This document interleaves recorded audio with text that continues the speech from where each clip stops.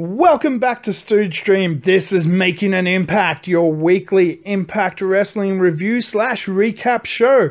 This is for the episode that aired on the 13th of April 2017. As always, I'm your host, The Stooge, and I'm joined each and every week by the one and only G-Banks. Was that good enough for you, sir? It was alright, but you forgot the first male of podcast wrestling bit.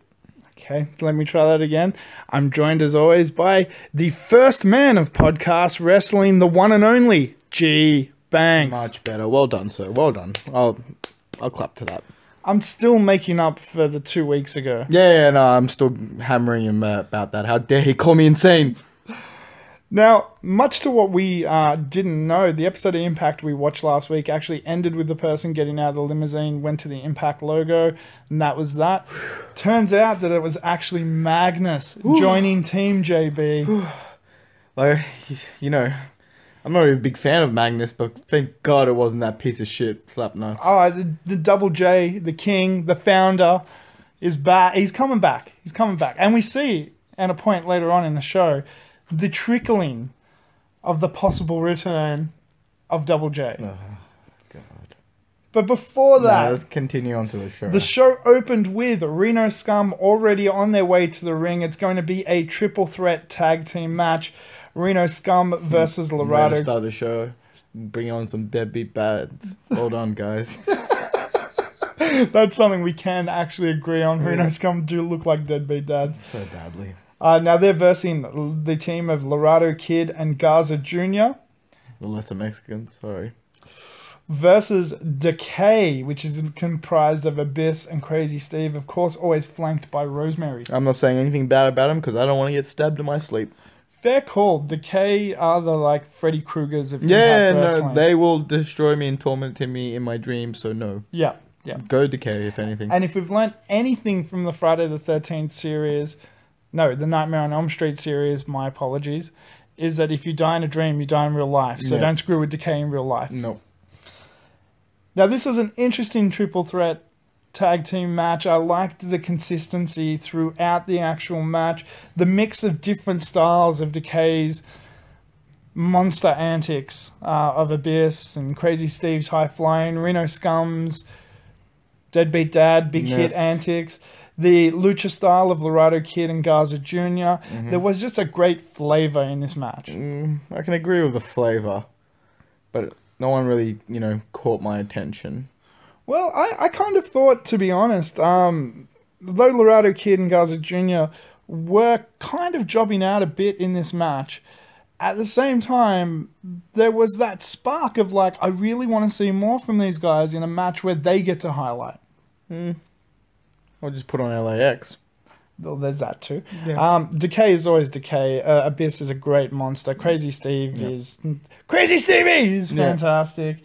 Rosemary pulling her usual shenanigans and antics. But unfortunately, even with all that, Reno Scum got the win. Their finisher is one scumbag holds a dude and the other scumbag jumps over him and curb stomps him. Yeah.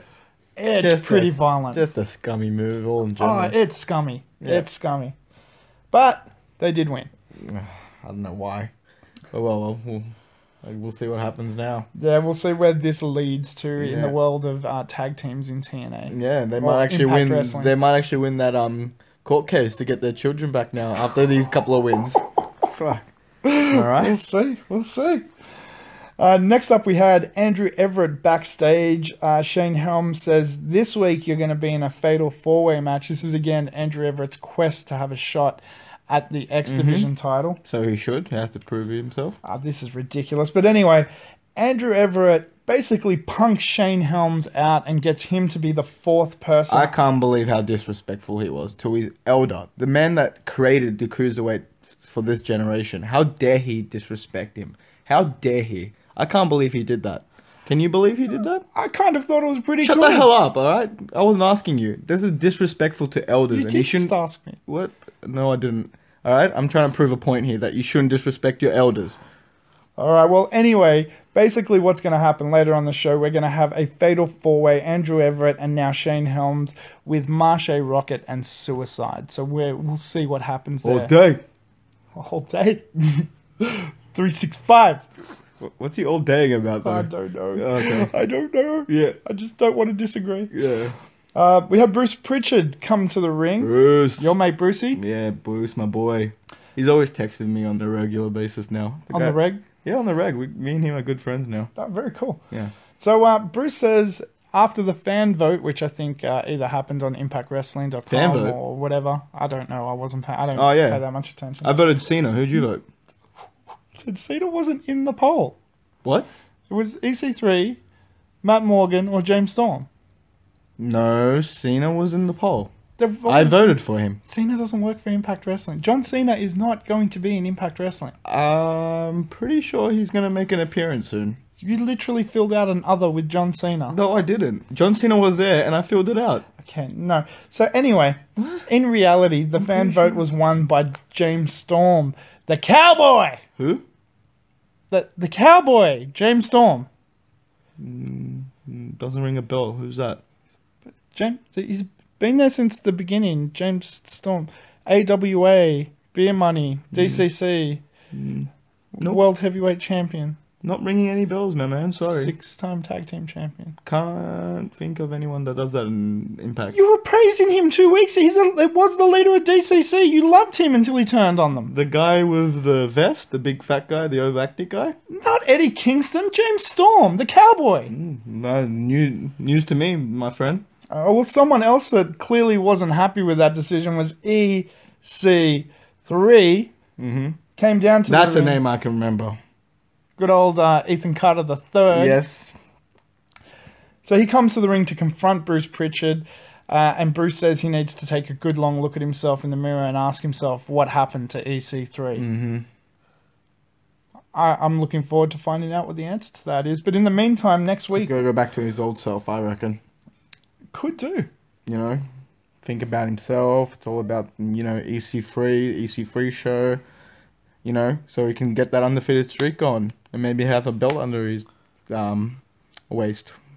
We'll see. It's going to happen soon. But in the meantime, next week, we're going to have the Cowboy James Storm versus Bobby Lashley for the Impact Wrestling World Heavyweight title. Who this person, Cowboy, is. You'll see next week. Okay. After that, we had Sienna and KM. Woo! KM! Come to the ring to verse Braxton and Allie. Boo! So before we get to the match, Allie's ring gear was amazing. Woo! I'm saying woo, not boo. You're saying woo, boo earns. Yeah. I was saying boo earns. I was literally saying boo earns when she came out in that outfit. Holy shit. Good old mole man. No, this is the first time I've actually seen Allie in ring gear. So this is great to see her that actually competitive, going to be a Hey, competitor. if she keeps dressing like that, I've been backing him since day one. I'll tell you that right now. I'm not. This is an argument I'm not going to start. Okay, so you've been backing Braxton and Allie, which is good because. No, if she keeps wearing that outfit though. Okay, fair call. Well, this was actually a decent intergender match. The intergender matches can be awkward and stiff. That wasn't the case with this. It flowed quite nicely. There was some good movement from everyone. Everyone got their spots in.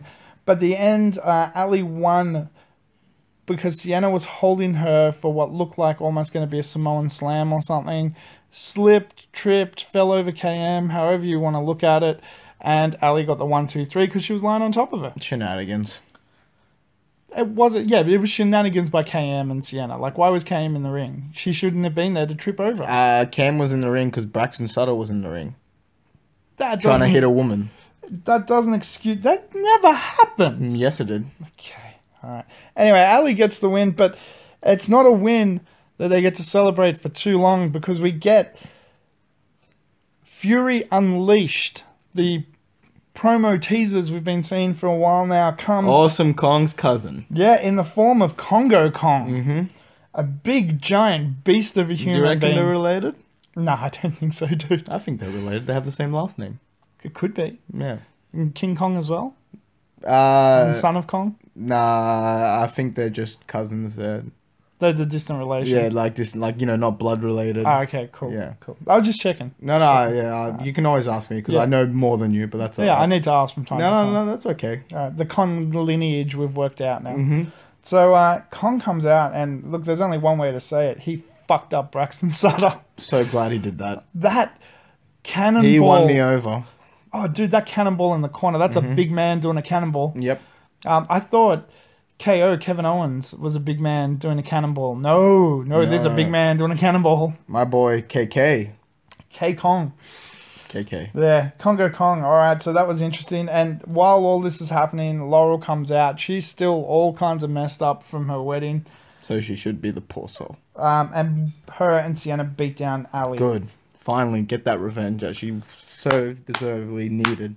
So it looks like this possibly isn't the end of this, but we may have a new faction in Impact Wrestling made up of Sienna, KM, Laurel, and Kongo Kong. Call him KK. It's better that way. KK? Yeah, so he... I'm sorry, I don't want to step on any toes. No, KK. no, that's all right. That's all cool. I'm just letting you know. All right. So backstage, we had Reno Scum doing a promo. Basically... Where they live. Yeah. In the back of an alleyway or somewhere like that they snuck into... And, you know, they're just hoboing it out.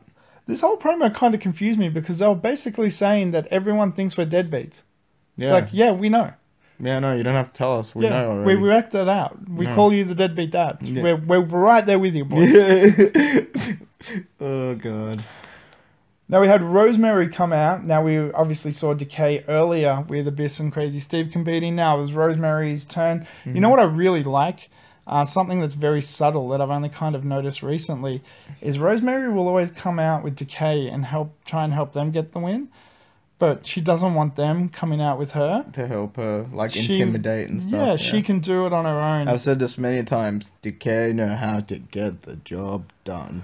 Yeah, well, this week we had a whole collective. Yeah, as whether a collective, it be definitely. Stevie, my boy, whether it be beautiful Biss or whether it be the beautiful Rosemary. They can get the job done, and that's all that matters. Please don't stab me while I'm sleeping. Well, she had an opposition in a new person that we've never seen before called Santanna Garrett. Damn. She looks like she's got a superhero-ish gimmick going, maybe with a little cape or something. Wouldn't mind her saving me, if you know what I'm talking about. Now, Rosemary, of course, always looks fantastic in the ring and never misses a beat. Santanna Garrett... looks fantastic, if you know what I'm saying. Maybe a little green in the ring. Not over, I don't mean entirely green. Just a little, like she's a little bit stiff still. Doesn't matter. Put in a great showing, though. She did. Against a Knockouts champion. This match was actually really good. I enjoyed the phonetic pace of it. I know, for a first debut match against a knockout champion, not bad. Yeah. No, not bad at all. And I'd like to see more of Santanna Garrett. I'd love to see more of Santanna. I want to see her wrestle. I think we're talking about different things. And I don't care. Call me. I'll give you the number after the show. I'll send it to you via Twitter. Okay. Anyway, Rosemary takes the win with a Samoan drop. No, she used Red Wedding. Was it? Yeah, it was her variation of like an F5 or whatever. Okay, it kind of like, I don't know, maybe it was the angle it was on. It kind of looked like a Samoan drop a little bit. But either way. And I'm the one losing it. He's telling me that Cena's not in the roster and he doesn't even know the Red Wedding. Am I right, guys? Ladies and gentlemen, I don't pick on everything because we'd just be here forever. There's no point. Moving on. Yes, I'm right. Okay. So it was good though, and I always like seeing Rosemary out there. I think she's a fantastic competitor. She's the one that's going to lead the knockouts to the, to the moon. Okay. So next up we had the Fatal 4-Way, previously discussed, the X Division match with Andrew Everett, Marshe Rockett, Suicide, and Shane Helms. Still can't believe you disrespected my boy Helms. Disrespectful at its finest. I can't believe it. I can't believe Helms was wrestling in a green leather jacket. Show him respect, goddammit. It's a couple of moves. A couple of moves in a green leather jacket. That was pretty good. I was impressed. So this is exactly what you expect an X Division match to be, with some incredibly fast-paced action, some huge moves. I particularly like the Shane Helms being cheeky and sneaking in and out of the ring, getting a hit or two, and then as soon as somebody was on their feet, he's like, oop, and back straight back out. That was... This man pioneered cruiserweight wrestling. I've been saying it for years how much this guy's pioneered cruiserweight wrestling. I think everyone has. No, I said it first, though. That's why everyone's saying it. I don't think you were born when people were saying that.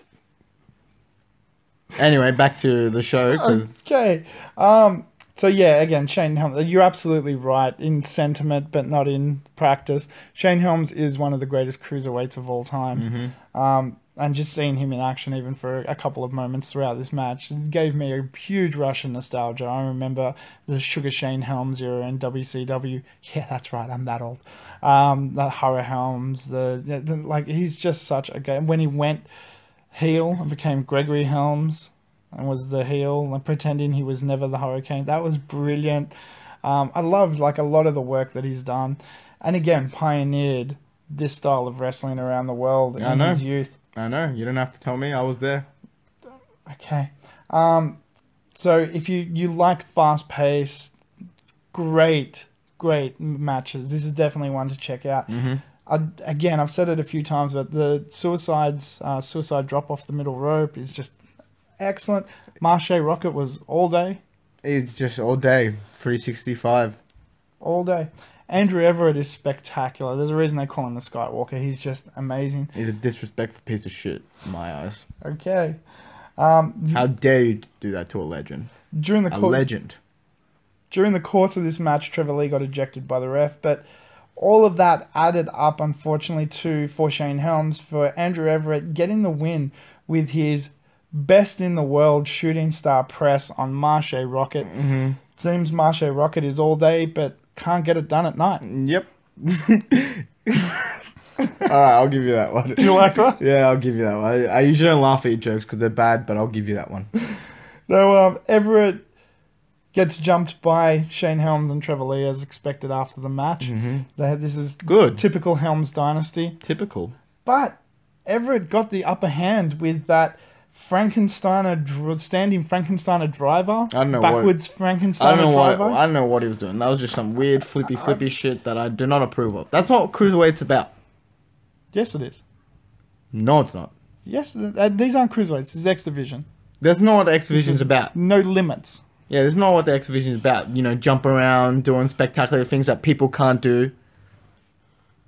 I think that's the very definition of what the X Division is actually Continue about. on the show. You're talking too much. Alright, anyway, that reverse Frankenstein spike driver is just spectacular to look at. And how it's not dangerous, I don't know. It's not, but how it's not, you're like, what? The mechanics of it is great. Key word, dangerous. That's all it is. It's not. The mechanics, though, is fantastic. Next up, we had Davey Richards, of course, accompanied by Angalina Love to the ring. You got nothing to say about this? No, I got nothing to say about them. I just feel heartbroken for them. That's all I can say. Still? Yep. Okay. So he's versing DJZ. Burn! I'll give that burn to his hairdresser. What the hell is he doing, man? I'm pretty sure that's what his hairdresser was saying when he was cutting his hair. It was like, oh, what the fuck? Oh, shit, man. Alright, I'll give you that one. I normally don't laugh at your jokes, but I'll give you that one. His hair was all kinds of messed up tonight with blue paint and spiky paint bits in the front and a...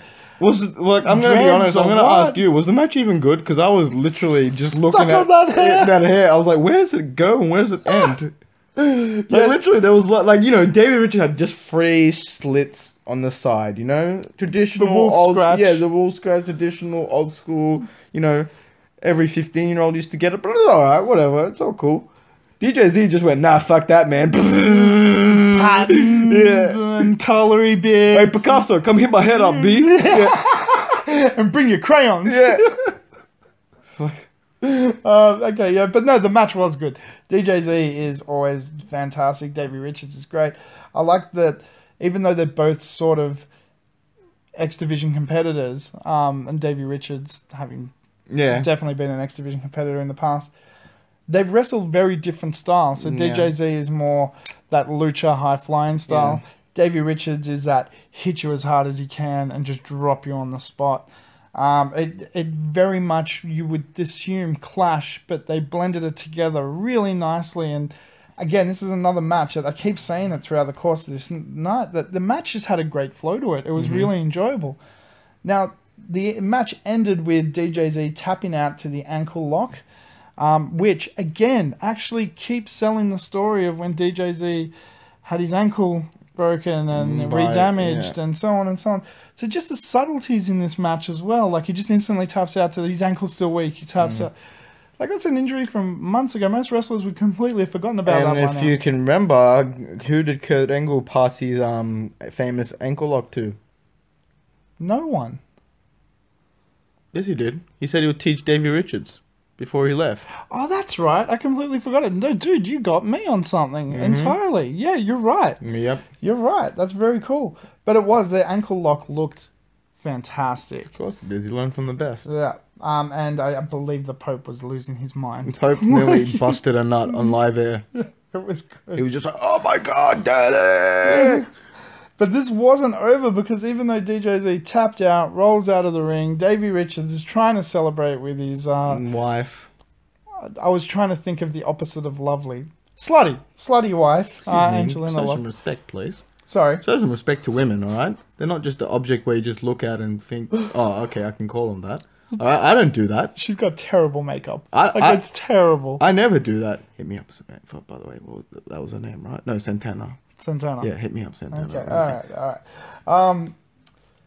They're celebrating. Eddie Edwards comes sort of half out, and security's holding him back. What he gets was a he bit doing further there? out. Security pulls him back again. What was he doing there? Well, it looks like he was actually providing the distraction for his wife Alicia to jump in the ring and jump place Angalina Love. for a wrestler's wife in the ring. I'll say that right now. What was he thinking? Isn't Angalina Love Davey Richards' wife? No? Yeah. Nope. Yeah, Angalina Love is Davey Richards' wife. No, they're just partners. No, they're married. No, they're just partners. Okay. Your logic just confuses me a lot of the time. But they have a tussle in the ring. Pope is losing his mind. Josh is calling for it to be pulled apart. Pope's saying, "Let it go. It's a cat fight, Daddy." Yeah. So he should be. That was a great line.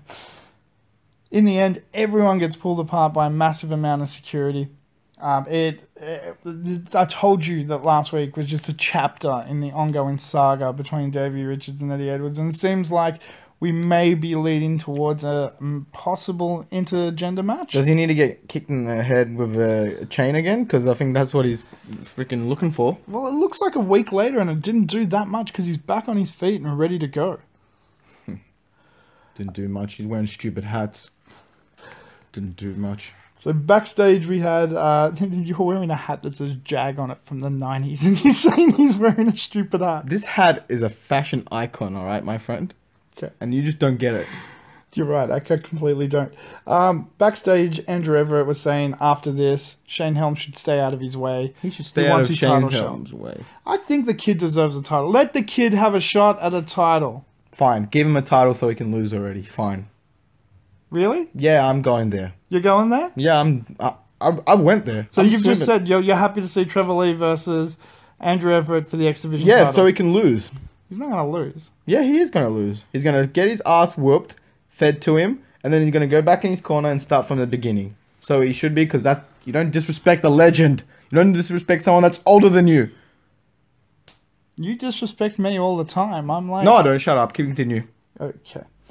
And in our main event, the one that we'd been waiting for all night... Team GOAT! Because the commentary's been telling us... I'm not giving you the too sweet, dude. Oh, Put it down. But I'm giving you like a goat sign. Put it down. No. Put it down. Okay. So we had Josh Matthews as Team GOAT represented... Team GOAT! Get it right, man. Represented by Bobby Lashley, Bram... Bram! I'm so glad Eddie Kingston was on this show. Yeah, thank God he was. Eli Drake. Sorry. I can see the look. Eli Drake. Much better. And the one and only monster Tyrus. Get it right. The Fixer, Tyrus. Okay, the Fixer Tyrus. Versus J.B. Jeremy Borash's team. Boo! No one even cares. Boo! Who is even J.B.? Boo! Continue. Are you done? Yeah, I'm done. Can I... Yeah, you can go. You good? Yeah, I'm go. You sure? Mm-hmm. Okay. Boo! I hate JB with a passion. Boo! I hope you're never there. Boo! Okay. JB's team represented by Chris Adonis. Who? Formerly Chris Masters in WWE. Nah, just a no-name. The Blueprint, Matt Morgan. More like the shit print. Am I right? Bump it. No. Okay. A true 7-footer and the genetic blueprint. Nah, I beg to differ. Alberto El Patron.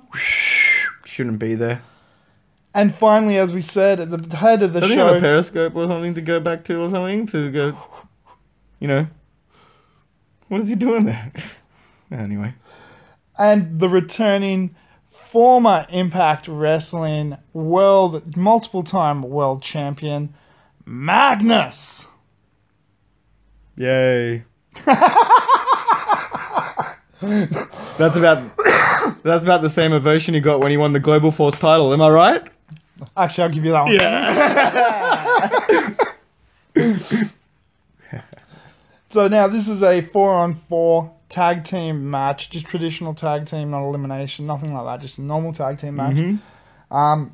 So, clearly somebody had to take some hits, and that was Chris Adonis.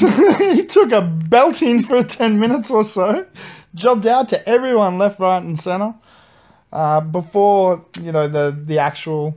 This is always how it starts. A babyface team has to take a bit of a beating.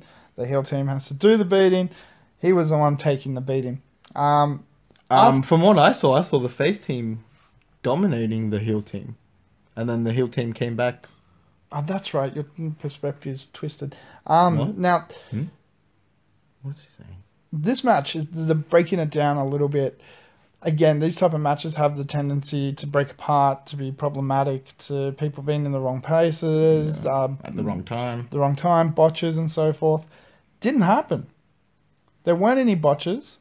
There wasn't anyone in the wrong place at the wrong time. There wasn't... Like, this match went really smoothly. Mm-hmm. And it's hard to do matches this size, especially in the US for some reason. In Japan, it's kind of a staple of every show. You get a 4-on-4, 5-on-5, a 3-on-3, just consistently, and like 5 of those throughout the show.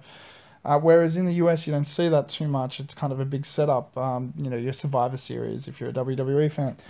But this worked really well. Everyone got their moments in the sun. Everyone got to do some stuff. Mm-hmm. At the end, everyone hit their finishes on everyone. We saw about, 5-6 finishes in a space of 2 minutes? Yeah, it just went bang, ba-bang, ba-bang, ba-bang. But I like that when you're having these type of matches. No, I it's like that too. One guy gets it, then the next guy gets it, then the next guy gets it, and it just kept escalating. Now, in the end, Magnus gets the win on Bram after just his massive elbow drop. It was a big elbow drop. Yeah, but it was alright. it is hard to finish a match like this after you've got a spot where everyone does their finishes. So just an elbow drop will do. I was devastated with the outcome. What, the Bam Bam took the loss? Yeah, man, I can't believe it. Team Goat should have won that. Well, this does mean that Josh Matthews is goodbye-bye. No. Na na na na. No. Na na na na. No. Wave goodbye. I can't believe it. No. This is great. So next week we've got J.B. and the Pope on commentary. No Josh Matthews. I'm starting a hashtag right now. We're going to boycott Impact. No, we're not. Yes, we are. No, we're watching it next week. As per normal. Nope, we're boycotting Impact. If Josh Matthews is not on the show next week, we're boycotting Impact. He didn't say he wouldn't be on the show. He's just not on commentary anymore. I'm not happy with this. I'm going to call Bruce. Where's my phone? Where's my phone? I got to call Bruce. I'll do it later. You can call Bruce after the show. Calm down. Okay. Hey, hold on. Take a breath. Take a breath. I'm taking a breath. Count to 10. I don't know how to. Count to 10. I don't know how to. Okay, that's bad. That's bad. We've got to teach you how to count to 10. We'll do it later. All right. So in the end, though, Team JB does get the win. We go home with Magnus and all the guys coming to wave Josh off. Everyone on the roster pretty much came to say goodbye to Josh. Not appropriately, but all in all, everyone said goodbye. That's kind of nice. Like, he got a send-off. I'm pretty sure Alberto Del Rio shoved his dick in his face. How's that appropriately? So am I, actually. Yeah, wait, how's that appropriately? I said not appropriately in the case of Alberto in particular. The man literally stood over him while he was standing there. Waved his dick at his face. I swear Alberto was waving his dick at him like, bye! Yeah. I can't believe it. That was great. That was great. The man that shouldn't be there is doing that. That was fantastic. So next week, we're going to see the fallout of that match. We're going to see what happens with Eddie Edwards and Davey Richards. Will Andrew Everett finally get his X Division title shot? Never. Well, we don't know what's going to happen with Kongo Kong. That's mixing shit up. KK. James Storm versus Lashley for the World Heavyweight title. What? Just calm down. And we're probably going to see some more of the Deadbeat Dads. Boo. Rosemary and Decay always make an appearance, so I'm happy with that. And let's see who else new, like Santanna Garrett, we get on the show. Woo! Santanna Garrett. Hit me up again on Twitter when I send it to you later. Please hit me up. I'm so lonely. Dude, you're so sleazy as well. What But until next time, I have been your host, The Stooge. Thank you so much for listening. And I'm always joined by... Santanna, call me, please. Okay, his name is G-Banks. Until next time, don't forget, adventure, excitement. Stooge craves not these things. Welcome to the Stooge Revolution. And let us know what you thought of the episode by commenting either on YouTube or on Reddit below. Oh, hit me up, Santanna.